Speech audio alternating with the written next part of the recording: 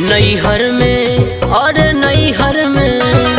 नैहर में सीखा सहूर चिरई, तोहे बालम ले जइहा जरूर चिरई। नैहर में सीखा सहूर चिरई, तोहे बालम ले जइहे जरूर चिरई। दिन गौना के बाटे न दूर चिरई, तोहे बालम ले जइहा जरूर चिरई। नैहर में सीखा सहूर चिरई, तोहे बालम ले जइहे जरूर चिरई।